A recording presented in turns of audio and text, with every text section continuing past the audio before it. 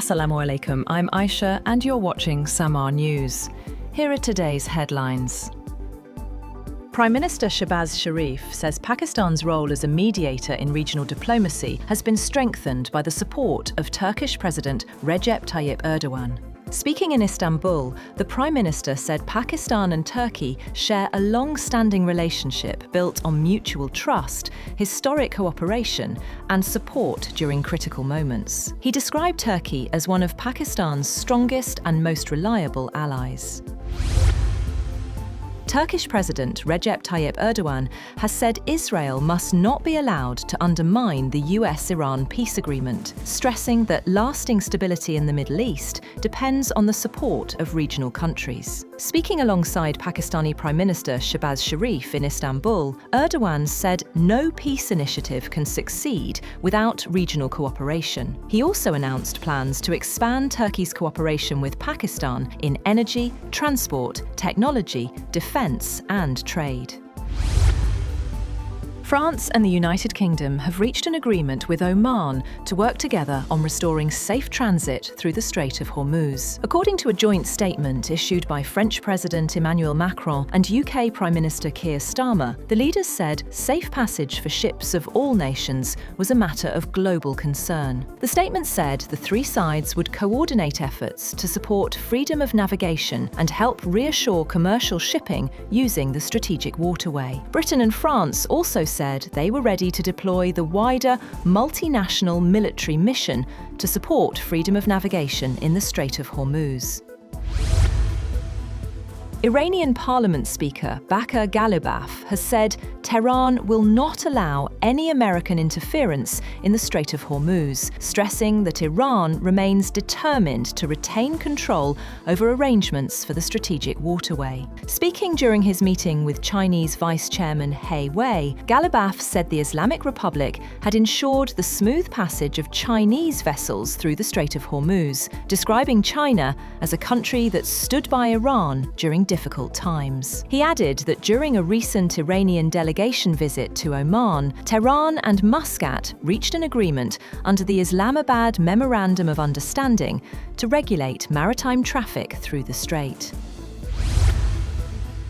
Mourners throng a vast prayer complex in Tehran as the week-long funeral ceremonies of Iranian Supreme Leader Ayatollah Ali Khamenei begin with the national anthem, religious eulogies, and readings from the Quran. Iran is staging mass funeral processions for Khamenei in a show of public devotion to the Islamic Republic's theocratic state and revolutionary zeal. Television footage showed his coffin draped with the Iranian flag and topped with his black turban. It was placed, along with 4 other coffins of his slain family members, on a large black platform that resembled the Kaaba.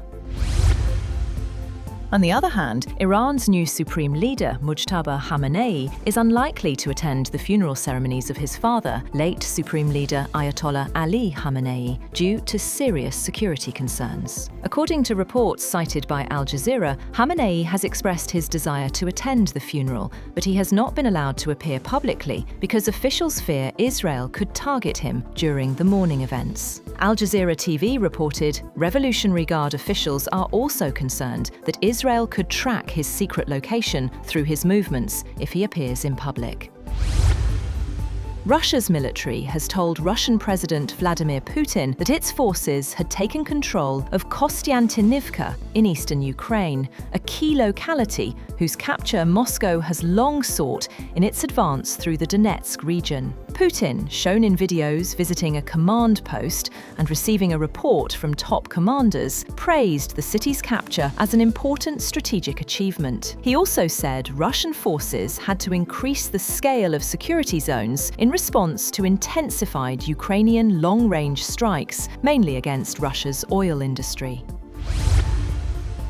However, Ukraine's general staff has rejected Russian claims that Moscow's forces had captured the key eastern city of Kostiantynivka. A general staff official said these are more fake claims. The general staff said Kostiantynivka remained under the control of Ukrainian forces. It said military units and subunits of the 19th Army Corps of the Eastern Grouping continue to conduct defensive operations on designated lines within the town and on its approaches.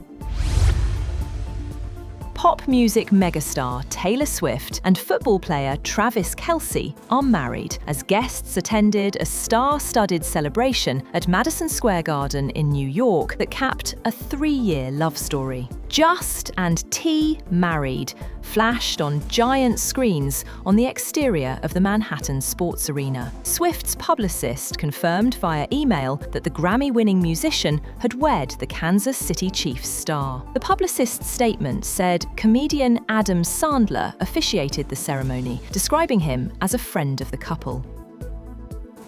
That's all for now. For more updates, visit www.samar.tv. Thank you for watching Samar News.